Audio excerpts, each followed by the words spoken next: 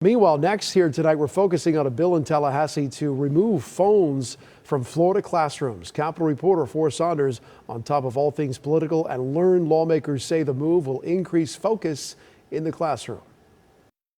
For many of us old millennials, these things weren't really a thing back in high school. I had a Nokia brick, by the way, in case you were wondering. But times have changed, and now Florida lawmakers say more reform is needed to keep students focused and keep bullying low.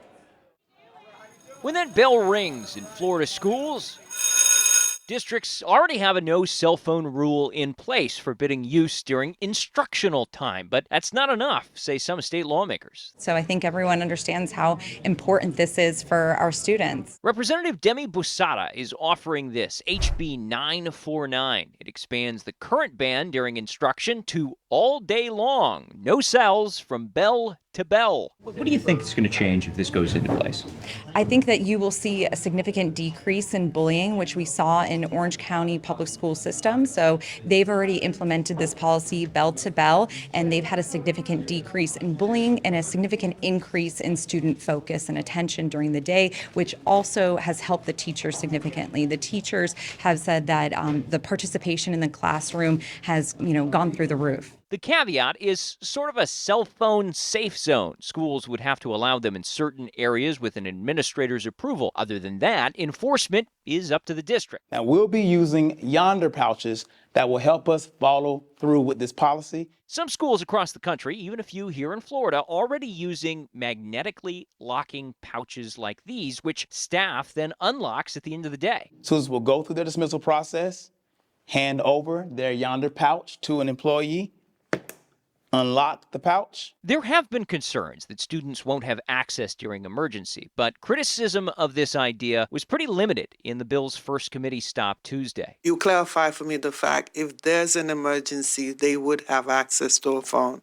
Having a cell phone in class is way too distracting to try to be where they need to be. And quite frankly, they don't need that time right now. They need to be focused. If this ever were to go a step further in terms of the pouches where students wouldn't have access at all to their cell phones, it definitely would be a concern. But the posture that this bill is in right now, I am up on the bill. The amount of funding invested in these algorithms that have made them so addictive. I mean, you see adults have a hard time. And imagine kids, and it's like a psychological manipulation that we can't expect kids to manage on their own. In the end, 17 yeas, 0 nays. The legislation got unanimous support, which means a new law might soon be calling for Florida students. Now, there is one possible issue with this legislation. It does not have a Senate companion across the hall.